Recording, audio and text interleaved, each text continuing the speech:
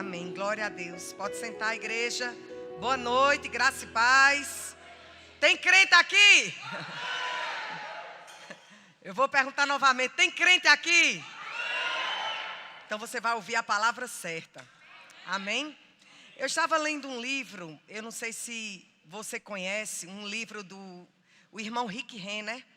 Você pode superar isso. Eu não sei se na livraria tinha, mas eu não sei se já acabou. Caso tenha acabado, você pode pedir lá na livraria para encomendar, dar teu nome para encomendar, caso você tenha interesse. Porque eu vou trazer um resumo de um capítulo desse livro, que eu creio que é muito pertinente para nós ouvirmos sobre essas verdades, para nós levarmos para onde quer que nós venhamos a estar. Seja na nossa igreja, seja na nossa casa, seja no nosso trabalho.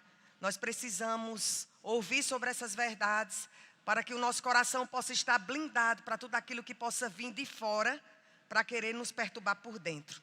Porque a proposta de Satanás sempre é trazer algo por fora para perturbar a gente por dentro. Porque uma pessoa perturbada por dentro, ela não consegue ir muito longe, ela não consegue fazer muita coisa.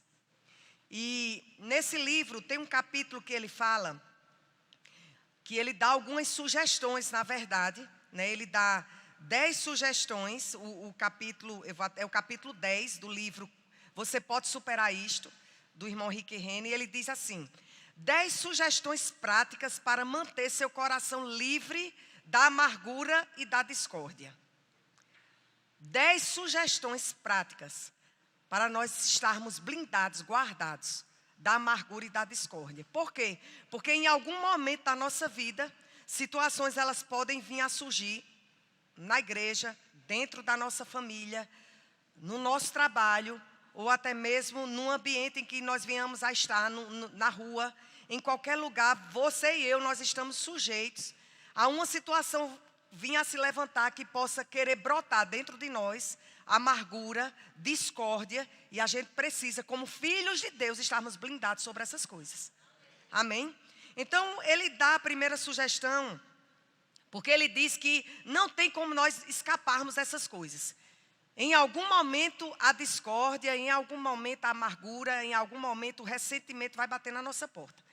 Então ele diz que não tem como a gente escapar disso no sentido de chegar para nós. Ele diz que vai chegar, e eu acredito que você já tenha passado por esse tipo de experiência, e eu também, ou já passou, ou está passando, ou venha a passar. Então ele diz que não tem como escapar, mas a gente tem como se blindar, fazer algumas coisas para quando essas coisas elas chegarem, ou se já chegou, a gente começar a trabalhar elas, saber como lidar com elas. E a primeira sugestão que ele diz é que se você acha que está entrando em um conflito, peça licença para se ausentar por alguns minutos. E eu lembrei dessa sugestão, que eu nem tinha lido ainda nesse livro, mas algumas pessoas que eu já aconselhei, inclusive a minha mãe, eu disse para ela: mãe, se a senhora não consegue ficar calada, vá dar uma carreira no quarteirão, vá dar uma volta no quarteirão. Pois ele diz exatamente, eu acho que ele pegou esse exemplo de mim. Pois ele diz exatamente, nessa sugestão 1, ele diz exatamente isso. Ele diz: olha, quando você perceber que está entrando em um conflito, você diz: olha, com licença, eu vou me retirar um pouco. Sabe por quê? Porque ele diz que quando a gente está numa situação dos nervos aflorados, quando a gente está com sangue quente, você entende isso? A gente vai falar o que não é para falar. A gente vai agir como não é para agir. E depois não tem como voltar atrás, porque as palavras já foram faladas. Então ele também diz que, ele até fala que ele aprendeu uma coisa bem interessante, que todas as vezes que ele estava se sentindo cansado, se sentindo fraco, esgotado mesmo diante do dia a dia, ele percebia que os conflitos eles surgiam exatamente quando ele estava nessa situação. Cansado, fraco, não fraco no sentido espiritual, mas diante das correrias, das coisas que ele tinha, né, do dia a dia dele. Então, ele percebia que o conflito, quando chegava para ele, que ele estava cansado ou fraco, ele era surpreendido em falar ou agir de uma forma que não era para se falar ou agir. E ele disse que o diabo, muitas vezes, ele vem nos atingir quando estamos exatamente assim, de forma física ou emocionalmente esgotados. Então, a primeira sugestão e o primeiro conselho que ele dá é: se você percebe que você está esgotado emocionalmente ou fisicamente, e um conflito começou a surgir, a poeira começou a levantar, você sai de perto. Dê um glória a Deus. Glória a Deus. Aleluia. Sugestão interessante e boa para a gente acatar. Ele diz que é mais difícil a gente ouvir e ver as coisas de forma correta quando nós estamos nessa situação. Quando nós estamos cansados, esgotados fisicamente ou emocionalmente, a gente não vai ouvir e ver da forma que de fato é. A gente distorce. E Beth sabe muito bem como é que é lá em casa. Porque eu cansada, eu não sou gente. E ele já sabe, então ele fica bem quietinho perto de mim. Só tem eu assim. Vou tocar nas vestes de vocês. Por quê? Porque a pessoa, ela fica cansada, ela fica esgotada. Então, ela começa a gerar nela uma certa irritabilidade. Tem gente que é quando não come, né? Você conhece alguém assim? Tem gente que diz, olha, quando eu não como, eu não sou gente. Você já ouviu isso? Não é? Não é o meu caso. Passo horas sem comer, sem problema nenhum. Mas tem gente que é assim. Então, olha, ou então tem gente que diz, olha, quando eu estou na TPM, olha, não fala nem comigo. Eu sei, amados, que na palavra a gente tem como lidar essas coisas e trabalhar elas. Amém? Mas a gente também sabe o nosso limite. Então, se você percebe que você está assim, com o nervo aflorado, cansado, sobrecarregado, de forma emocional ou física, e o conflito começou a surgir, saia de perto. Diga assim comigo, saia de perto. Segue o conselho que ele dá e que eu também dou, né? Vai dar uma caminhada, vai dar uma carreira no quarteirão, né? Se tranca no banheiro, ora em línguas, faz alguma coisa, mas sai daquele ambiente, porque se você continuar e estiver dessa forma, você vai ver diferente, você vai ouvir diferente, vai falar também e agir de forma que não deveria, depois não tem como voltar atrás. Ele diz o seguinte: sempre que você for tentado a perder a sua paz, a gente sabe que quando nós nascemos de novo, a paz passa a habitar no nosso coração. Quando ele fala de perder a paz, não é que a paz sai de dentro da gente, não. É no aspecto da gente não estar usufruindo dessa paz que nós temos. Amém? E ele diz, olha, se você sempre que você se vê tentado a perder a sua paz, quando numa situação de conflito, ou de ficar com raiva, recue. Sempre que você for tentado a perder a paz e entrar em conflitos, ou ficar com raiva, recue. Diga assim comigo, recue. Dê ré. Se a gente se manter dessa forma, amados, nós vamos estar protegendo os nossos relacionamentos. E vamos evitar de falar palavras duras e também de ouvir palavras duras. E depois, se a gente tentar se arrepender, a gente pode até se arrepender. Mas a gente não sabe como o outro, ele vai processar aquilo ali. Você se arrepende, você fica bem, mas às vezes o outro ele não está no mesmo nível que você. E ele fica com aquilo ali, ó, por tempo. Então, Salmos 46, versículo 10 diz assim: aquietai-vos e sabei que eu sou Deus. Pronto, esse versículo, você coloca ele dentro de você, no seu coração. Exatamente quando você perceber que o conflito está querendo surgir e você não está lá, essas coisas todas, para lidar com aquele conflito. Eu não estou dizendo que todo conflito você tem que recuar. Nem Rick Renner está dizendo isso. Ele está dizendo que se você percebe que está desgastado emocionalmente, fisicamente, e sabe, porque mais a gente se conhece. Não é verdade? A gente se conhece, a gente sabe quando a gente está com a veia boa. A gente não sabe? A gente sabe quando a gente está de boa para ter uma conversa. Mesmo que seja um conflito. Mas a gente também sabe que a gente tem dia que a gente não está para muita conversa. Então é exatamente assim, por você ainda estar num processo, trabalhando a sua alma, renovando ela pela palavra, submetendo ela ao seu espírito, que em alguns momentos talvez você precise recuar, e eu também. Amém? Sugestão 2.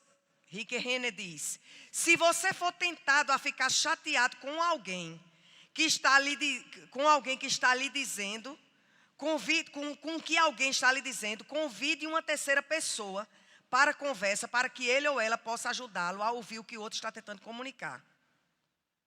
Você entendeu?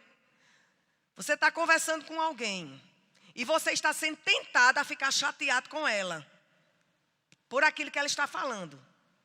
Aí o que é que você faz? Chama uma terceira pessoa que seja neutra. Não chame sua sogra, não. Porque ela vai ficar do lado da sua mulher. Às vezes, né? Se Thalita me chamar, ela sabe que eu fico do lado dela. O menino comigo não tem boquinha. Né? Então, se está havendo uma situação que está levando você a ser tentado, a ficar chateado com aquilo que o outro está dizendo, aí você chama uma terceira pessoa que ela esteja neutra, nem esteja do lado seu, nem do outro, do que o outro está falando. Para aquela pessoa ouvir e aquela pessoa dizer o que de fato aquela outra pessoa está dizendo, que talvez não seja o que você está pensando que ela está dizendo. Deu nó agora, não foi? Marido e mulher. Aí o marido começa a confusão, começa a discórdia. Aí a mulher chega e diz: você disse que eu não sei o que, não sei o que, não sei o que. Aí o marido diz: minha filha, eu não disse isso não. Disse. Chama o pastor. Pronto. Chama o pastor. Pastor, é o seguinte, meu marido disse isso. Aí o marido vai dizer: pastor, eu não disse assim não. Eu disse desse jeito. Não foi, minha filha. Olha, eu não falei assim, assado. A mulher disse: foi, você falou isso, mas você quis dizer isso. Aí o pastor, que é neutro, não vai estar do lado nem da mulher, nem do marido, vai dizer: vamos analisar aqui a situação. Deu para compreender? Sempre vai existir, porque, amados,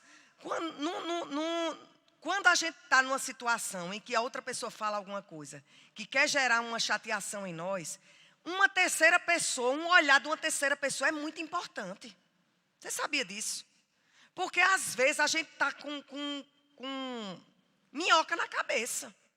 Aquela pessoa não disse aquilo, mas a gente cisma que a pessoa disse.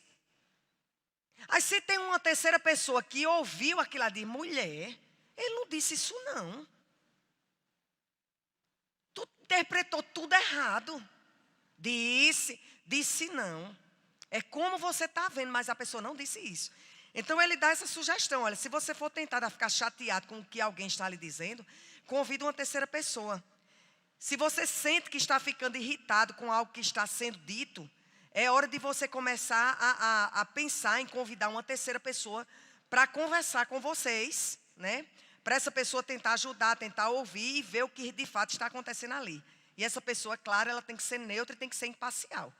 Eu vou repetir aqui, né? Não adianta chamar a sogra, ou a mãe, ou o pai, ou o filho, porque ali não vai ter imparcialidade. Em algum momento vai ficar um do lado de alguém.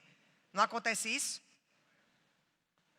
Eu não fico do lado de Vitor e Daniel, eu fico do lado de Thalita e Priscila. Pronto. Mas Lucena, fico do lado delas. Se elas estiverem certa, né? Também se estiver errada, eu não fico não. Mas geralmente sempre está. Geralmente mulher sempre está certa. Não é? Estou brincando. Efésios capítulo 4, versículo 26, 27 diz assim: irai-vos e não pequeis, não se ponha o sol sobre a vossa ira, nem deis lugar ao diabo.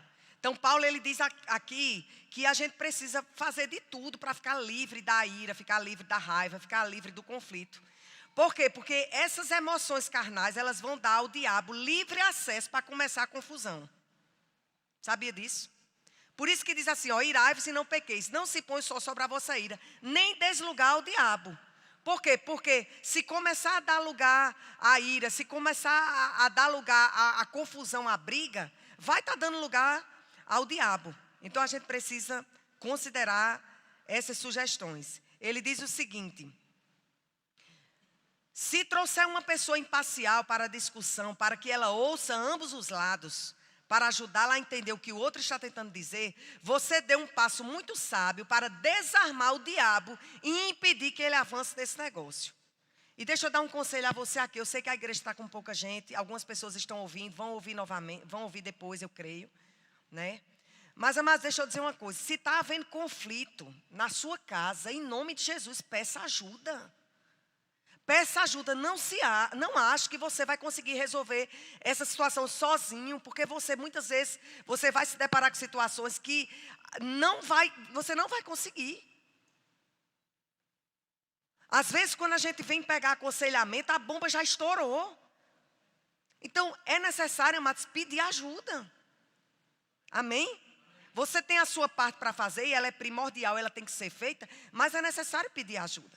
Ah, Lucerna, mas tu e o pastor é muito ocupado. Mas, amados, não só tem eu e Beto, não.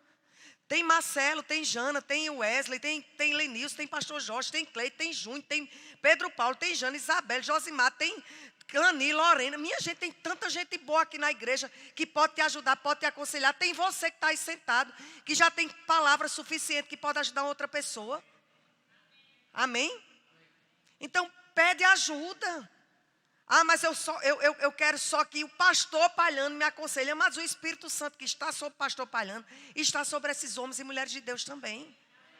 Se de repente ele está com uma agenda bem cheia e não pode, considera o conselho desses outros homens e mulheres de Deus. Amém? E pede ajuda. Sugestão número 3 de Rick Renner.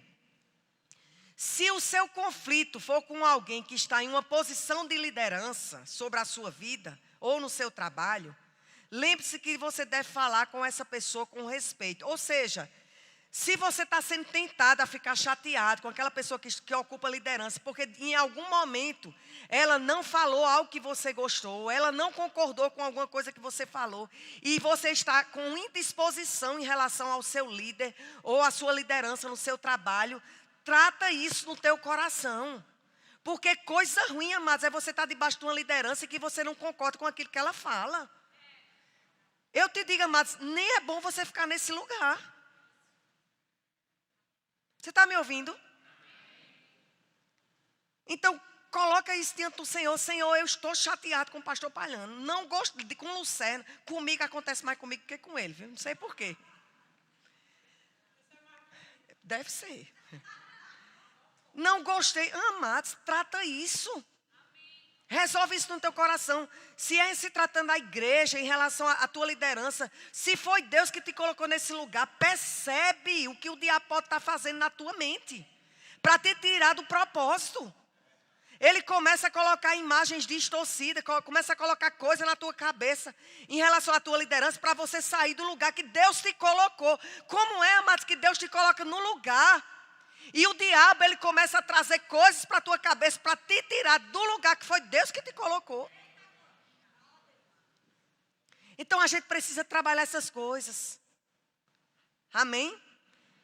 Sondar o nosso coração. E se for necessário, vai à pessoa.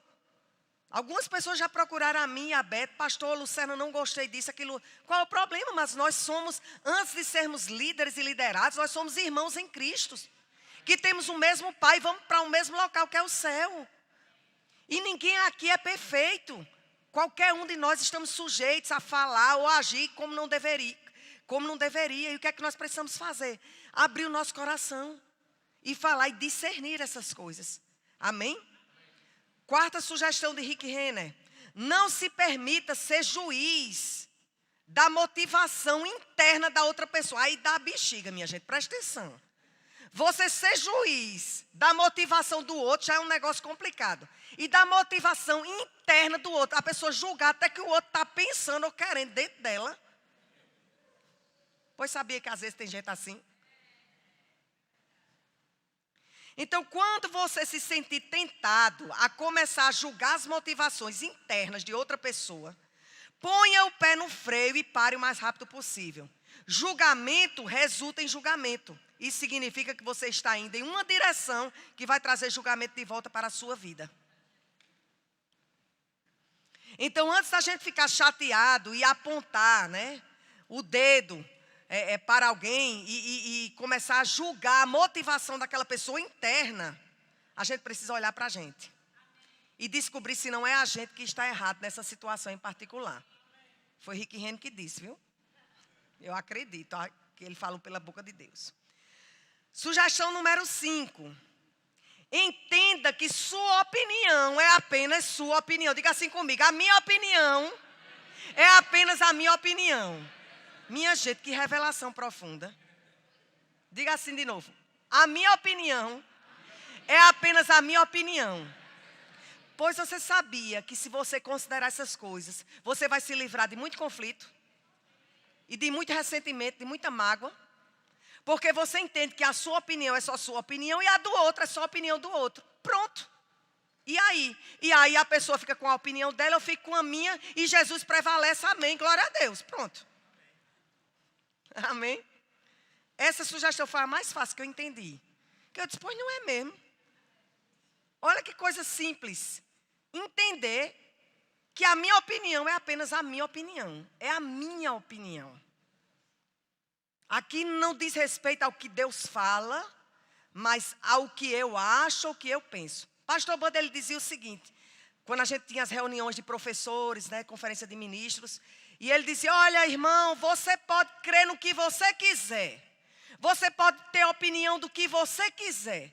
Você pode pensar o que você quiser. Agora, no púlpito da igreja, Verbo da Vida, você vai ter que pregar a palavra. E não a sua opinião. Porque a sua opinião e a minha opinião é só a nossa opinião. Amém? A maioria dos conflitos, eles estão centrados em questões que envolvem gosto, escolha e as diferenças de opiniões. Os maiores conflitos são esses. Um gosta do Flamengo. Oxente, Beto. Um gosta do Flamengo. E aí, Beto? Menino, tem ninguém flamenguista aqui. Vocês são crentes, viu? Aí um gosta do... Diga aí, o de Tiago é o quê? Tiago é o quê, Beto? Palmeiras. Outro gosta do Palmeiras. São gostos, escolhas, opiniões. Pronto. Mau gosto. Pois é, mas é a opinião. Sugestão número 6. Eu já estou encerrando, viu? Só porque eu falei do Flamengo. Sugestão número 6. Aprenda a ser flexível. Minha gente, eu tenho aprendido no curso de psicologia, especificamente num grupo de estudo que eu estou fazendo parte, que estamos estudando a ACT, que é a terceira geração da TCC. Não vou falar sobre isso, não. Mas ele diz o seguinte, que o quanto a gente precisa ser flexível. Ele fala sobre flexibilidade. Que muitas vezes nós engessamos o nosso emocional e nos tornamos pessoas inflexíveis. E coisa chata, mas é gente inflexível. O que é uma pessoa inflexível? Que ela não se dobra para nada no aspecto de que o que o outro fala, o que o outro diz, o conselho do outro, uma sugestão. Não estou dizendo que o outro tem que estar controlando a minha vida e a sua vida, não. Você entende isso? Mas, amados, tem muita mulher chata, porque é inflexível. Ela acha que é a certa. Tem muito homem chato, inflexível, porque ele acha que é o certo. Tem muita gente inflexível e isso, amados, traz desgaste. Muitas vezes a gente pode passar por situações de conflitos, de ressentimentos, de mágoas, de decepções, somente porque a gente fica ipávido do colosso. Não se dobra, não se rende, é inflexível. É a minha opinião e pronto, acabou, ponto final. Ô besteira. Jesus volta e tu fica com tua opinião. Amados, é melhor ter razão, é melhor ter paz do que ter razão. Eu vou repetir, é melhor ter paz do que ter razão. Pois eu não me dobro nem pro trem de besta. Está deixando de ser feliz, de ter paz. Amém? Então, seja flexível, aprenda a ser flexível. A inflexibilidade, ele diz que leva ao estresse e ao conflito. Pessoas inflexíveis, elas são pessoas estressadas. São pessoas que elas, com tudo, elas fazem movimento. Com tudo, elas fazem conflito. Porque elas são inflexíveis. Tem que ser do jeito dela e pronto. E aí entra os desgastes. Sugestão número 7. Dê aos outros o benefício da dúvida. Essa sugestão número 7, dê aos outros o benefício da dúvida, é mais ou menos assim. Aquela pessoa, né, ela fala algo você fala algo e a outra pessoa, ela diz algo sobre aquilo que você fala, ela questiona sobre aquilo que você fala. E ela começa a questionar o que você falou, né, e interpretar de forma má aquilo que você falou. É como que você quer que os outros acreditem no melhor a seu respeito, porém o outro, ele não tem lhe visto dessa forma. Mas na verdade, aquilo que a pessoa está falando, ou como ela está lhe vendo, não é bem assim que ela falou, que ela lhe viu. Não entendeu, foi nada, né? Deixa eu ler que é melhor, peraí. Vou ler aqui. As pessoas geralmente agem de uma maneira que é mal interpretada pelos outros. Talvez elas não notem como suas ações estão sendo interpretadas e, portanto, projetam atitudes ou ações que são contrárias ao que realmente pretendem. Você já foi mal interpretado?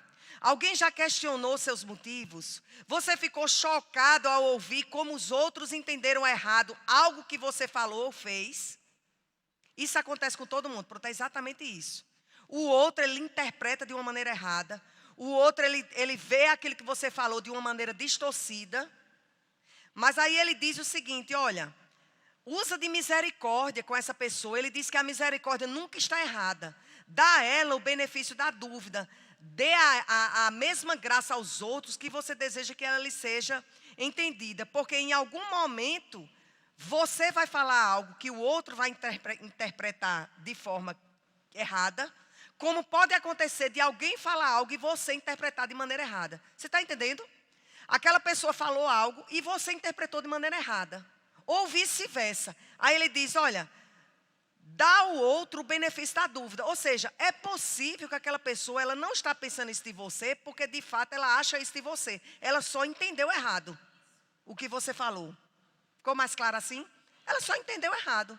Então dá a ela o crédito dela ter ficado com dúvida. E por isso que ela interpretou o que você falou de maneira errada. Sugestão número 8.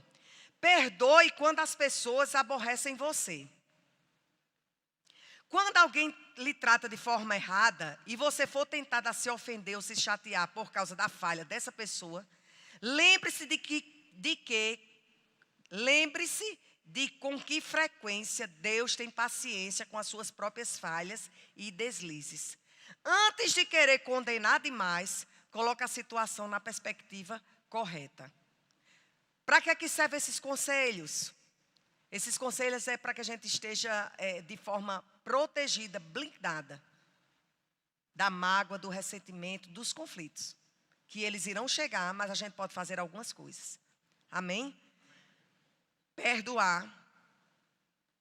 Pergunte a si mesmo, eu já agi de forma errada ou falei alguma palavra indelicada com alguém?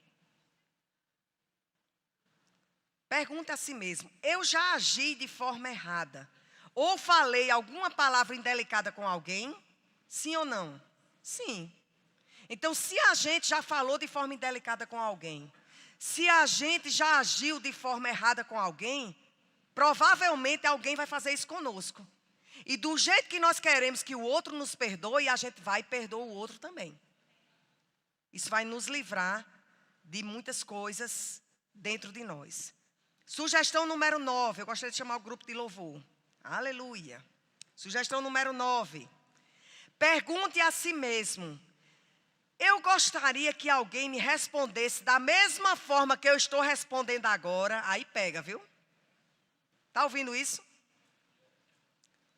Sugestão 9. Pergunte a si mesmo. Eu gostaria que alguém me respondesse da mesma forma que eu estou respondendo ao outro. Filipenses 2:3. Nada façais por partidarismo ou vanglória, mas por humildade, considerando cada um os outros superiores a si mesmo. Ao lidar com outra pessoa, siga sempre o caminho de estimá-la e considerá-la superior a você. Ao fazê-lo, você dificilmente falará uma palavra desagradável ou permitirá que a sua carne berre ou esbraveje. Ele diz que quando a gente fala de forma indelicada para com o outro, respondendo o outro, na verdade é a nossa carne berrando e esbravejando. Quando a gente fala de forma indelicada para com o outro, é a nossa carne. Lucerna é meu jeito, não, é carne. Porque o nosso jeito, amados, tem que ser moldados à palavra. É meu jeito, não, amados, é carne. Falar de forma ignorante, destratar as pessoas, isso não tem a ver com a sua personalidade. Isso tem a ver com a sua carnalidade e a minha. Tem nada a ver. É porque eu fui criada assim. Não, amados. Nós temos uma nova natureza. A nossa natureza foi mudada. É mais fácil a gente jogar para a nossa personalidade do que a gente colocar a nossa carne no lugar que ela precisa. Toda a vida eu fui assim, mas há um dia, amados, que a gente precisa se expor para mudar. Porque afinal de contas, nós estamos aqui nessa terra para representarmos Jesus Cristo. Eu e você, amados, nós somos representantes de Jesus Cristo.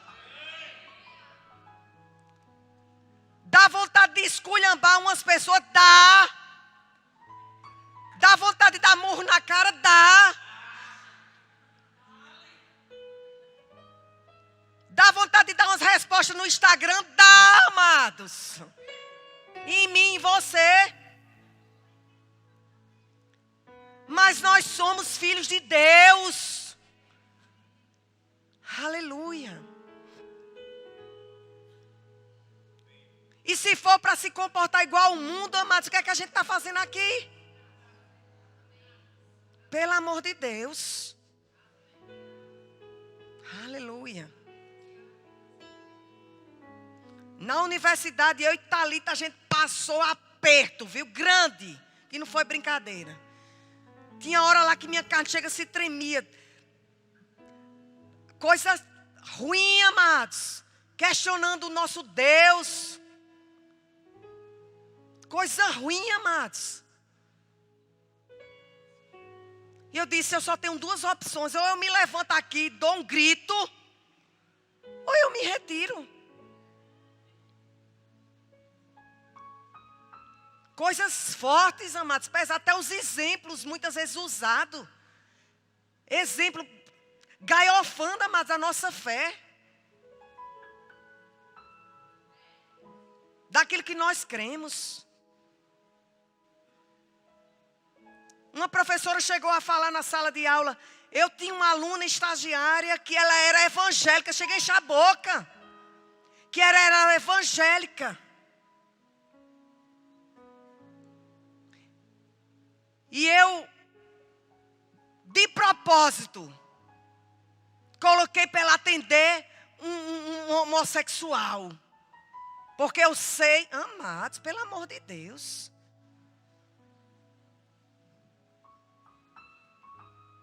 Qual foi o dia, amados, aqui na igreja, que nós destratamos ou nós não acolhemos uma pessoa com outra opção sexual? Qual foi o dia?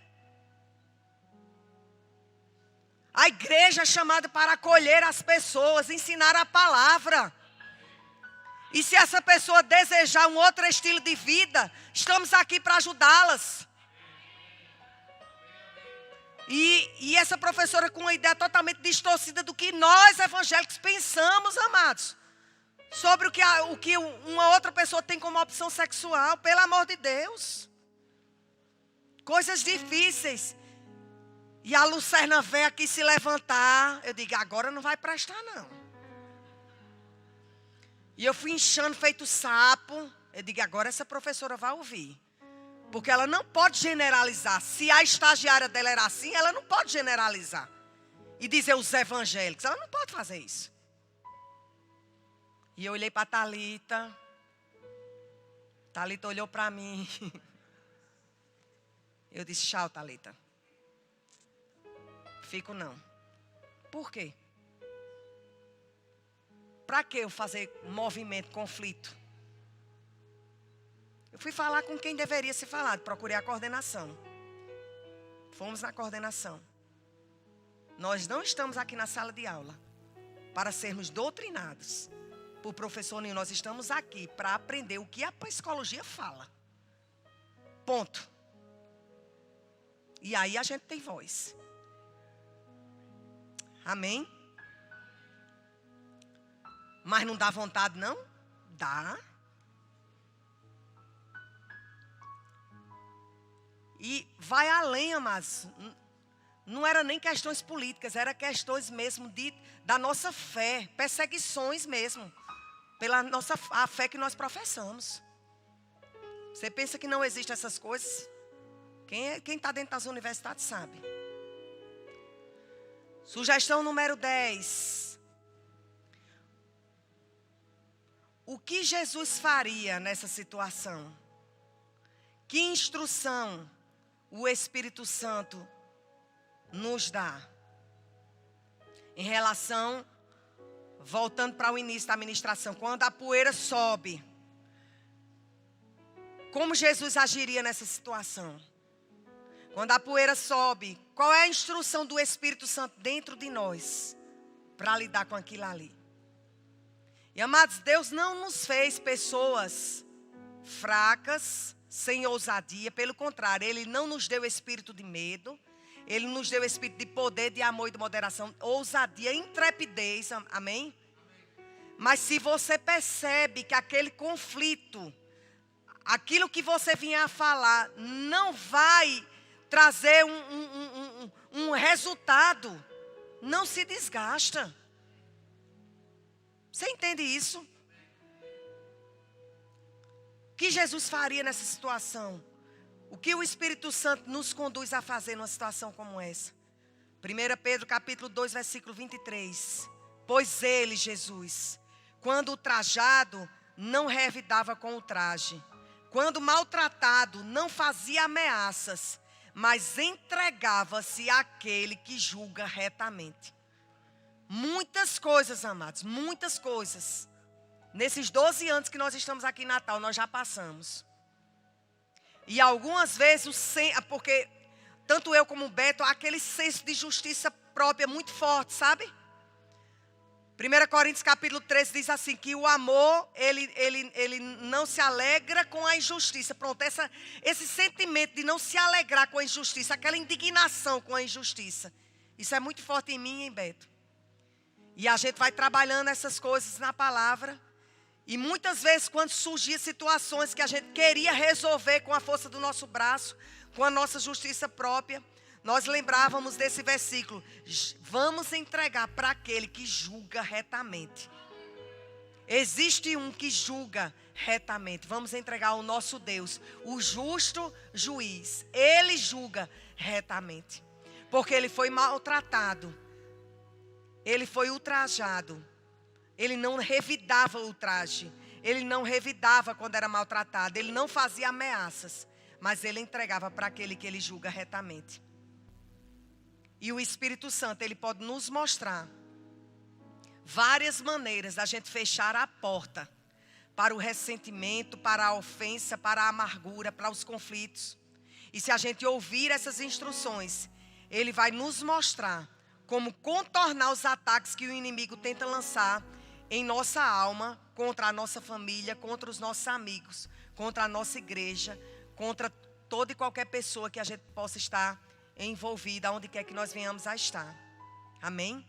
Então, que essas 10 sugestões que eu creio que o irmão Rick Renner, inspirado pelo Espírito Santo, ele trouxe e veio ao meu coração de compartilhar com a igreja, que você possa pensar sobre essas coisas, considerar essas coisas e entender que foi para a paz que o Senhor nos chamou. Amém? Glória a Deus.